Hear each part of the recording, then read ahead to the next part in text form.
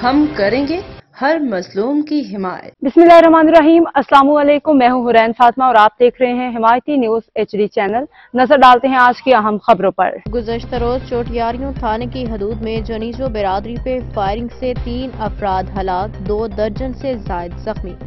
खवातीन रात भर मीरपुर खास रोड पे मुसलसल एहतजाज जारी। MNA की गिरफ्तारी तक एहतजाज जारी रखेंगे। इस पे बात करते हैं अपने नुमाइंदे इशफाक सलहरी से।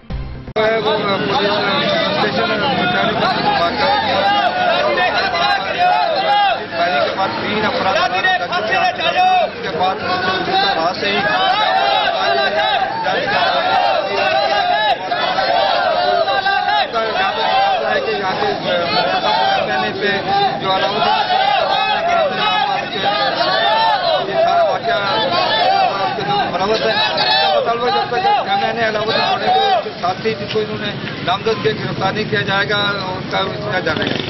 दूसरा रात से 24 घंटे गुजरने के बावजूद अभी तक ना ही तो पुलिस ने इनसे रब्ता किया और ना ही मुंतखब कोई नुमाइंदा इनके पास आए सियासी लोग आए जो कि इनकी जान सही कर सकें।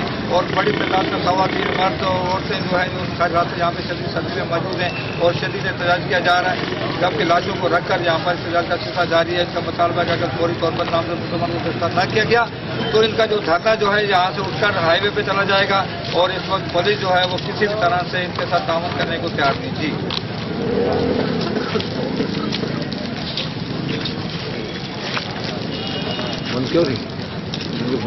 अब तक के लिए इतना ही। मजीद खबरों और अपडेट्स के लिए देखते रहें हिमायती न्यूज HD चैनल।